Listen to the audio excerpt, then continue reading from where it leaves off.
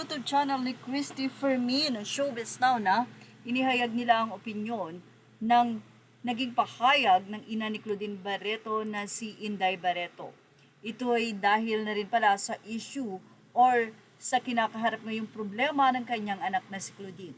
Dito nga ay siniwalat na ni Inday Barreto sa interview niya mula kay OG Diaz ang di umano'y pamamaltrato ni Raymart Santiago kay Claudine. May mga pagbubulgar na ikinagulat ng marami. Pero ayon kay Christy Fermin, tila hindi siya naniniwala na gagawin ito ni Raymart Santiago. Sa pagkakakilala niya sa magkakapatid, ay hindi ganitong klaseng mga tao sila Raymart, Randy, Ruel at ilan pang kapamilya ng mga Santiago.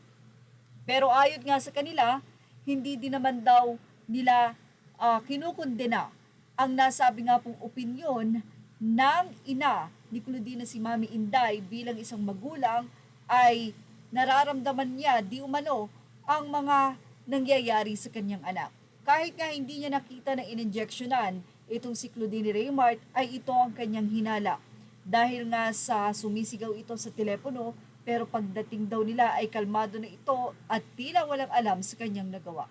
But anyway, ang punot dulo ng pag-i-interview na yon ay dahil na rin sa ayaw o hindi pagpirma ni Raymart Santiago sa isang lupa o isang pagmamay-ari ni Claudine Barreto na binili niya nung siya pa ay kasagsagan ng kasikatan na sa kanya nakapangalan. Pero dahil nga mag-asawa sila ni Raymart ay conjugal property. Nang ibinenta ito ni Claudine ay walang pirma ni Raymart Santiago kaya naman ang nasabing property ay hindi maisalin sa pangalan ng bumili.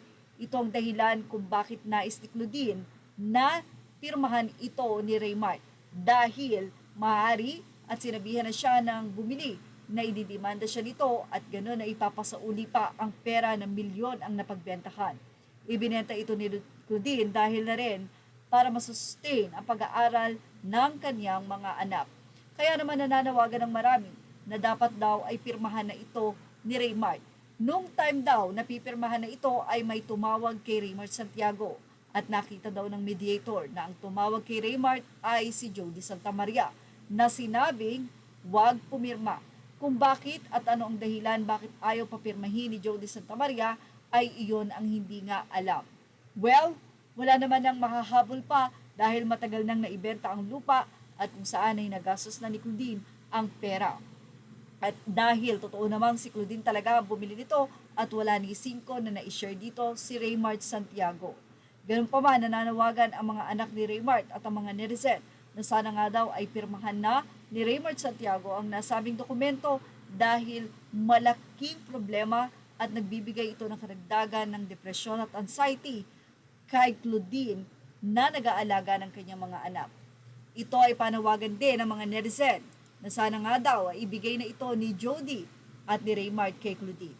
Well, ano sa palagay nyo? Ilagay na ang inyong opinion sa ating comment section.